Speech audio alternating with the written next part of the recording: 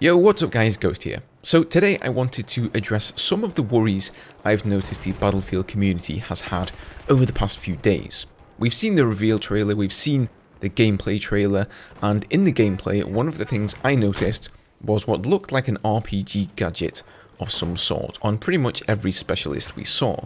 And then of course a few days ago during the Battlefield briefing stream, it was confirmed that RPG weaponry will indeed be one of the global gadget selections, meaning that no matter what specialist you're playing as, you can equip an RPG, whether it be a recon specialist like Casper or one of the medic assault specialists like Maria Falk. So each specialist will have their own unique gadget, but in their other gadget slot, they'll be able to equip one from a big pool of global gadgets, such as the RPG. So obviously this has a lot of people concerned, because everyone has experience playing Battlefield 4, where you're just getting absolutely hammered by RPGs from all directions. And imagine if literally everybody has one equipped, and this time there aren't just 32 players on the enemy team, there's 64.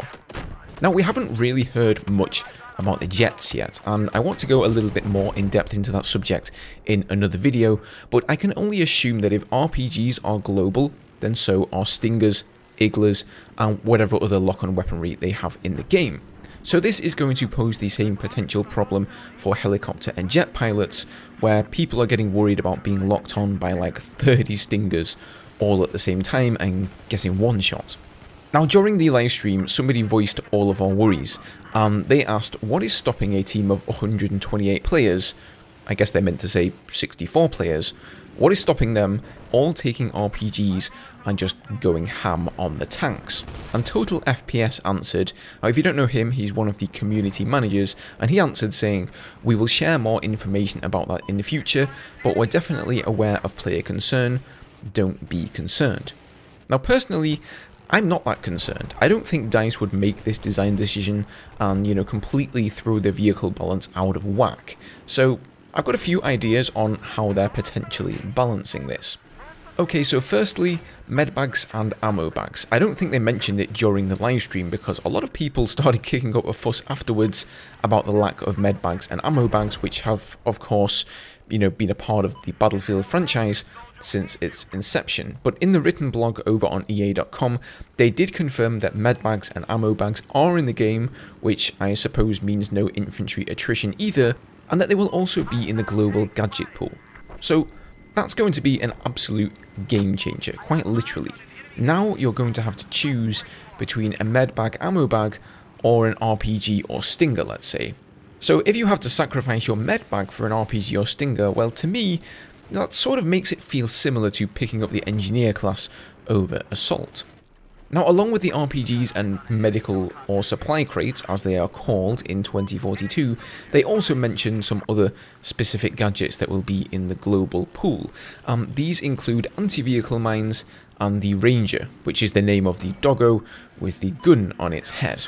So knowing this, and knowing that there are more than likely a ton of other juicy loadout options for that slot, I don't think everyone is going to be running around with an RPG or a Stinger. There is also a throwable slot now where you have your grenades and whatnot, and the C5 explosive, which I can only assume is the successor of C4 in the future, that will be an equipable there by everyone, so a lot of people may just opt to equip C4 and then take a medical crate, for example. Now, we also have to consider that these maps are absolutely massive, and for example, if you're flying an attack helicopter around the Neon City on Hourglass, well, realistically, there aren't going to be 64 enemy players there, all of them equipped with Stingers and all of them trying to take you out. Let's just go ahead and assume there are 4 clusters to this map, okay? So you might be going up against 16 enemy players on that particular cluster, and then maybe half of them are actually running an RPG or a Stinger or what have you. And perhaps only 3 or 4 of them are actually bothering to target you. The others are inside a building, reviving a teammate, in the middle of a firefight, going for another aircraft other than yourself. You get the point. You can quickly see how you may not have to deal with quite so many at a time. Now the next thing I wanted to touch on is that the vehicles have seen a lot of changes too. So attack helicopters now have 2 gunners, it looks like scout helis have rocket pods, tanks have more seats. They even stated in the Battlefield briefing that they wanted the vehicles in this game to be larger platforms for team-based play.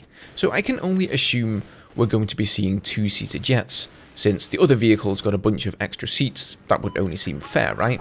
And perhaps that's the reason we haven't heard anything about those yet. But all in all, these vehicles will be far more deadly now with more gunners in them. Now on top of that, we know absolutely nothing about how much damage a vehicle takes from an RPG. Whether we get auto repair or not, how fast they repair, how fast your countermeasures replenish, how many countermeasure charges you get, or different types like APS, ECM. You know, pretty much the only ones confirmed so far are flares and maybe smoke for tanks. Spawn timers, you know, all of those things that matter to the overall balance of the game, we know literally nothing about. So I'd say we should wait patiently until we get some more information before we go losing our minds. And a final point I wanted to make on this subject is that this is Battlefield and not everybody plays the same. Some people just want to sit in a tall tower and snipe people, others want to PTFO and cap flags, some people want to dick around at the edge of the map with a UCAV. You get the point though, right? So am I worried? All in all, not really, no. I'll just patiently wait until we get some more gameplay or some new information about the game. Now, I'm not saying that it's going to be perfectly balanced though. At the end of the day, these are all just assumptions, and who knows, maybe the community at large will be correct and it will be overpowered. But then that's simply on DICE to balance things correctly, and hopefully they're going to make that a priority for Battlefield 2042.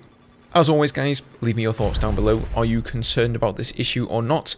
And if not, why not? It's always nice when you guys have something to add to the discussion, so feel free. Leaving a like if you enjoyed the video is always appreciated. Subscribe for more Battlefield, and I'll see you in the next one. Cheers.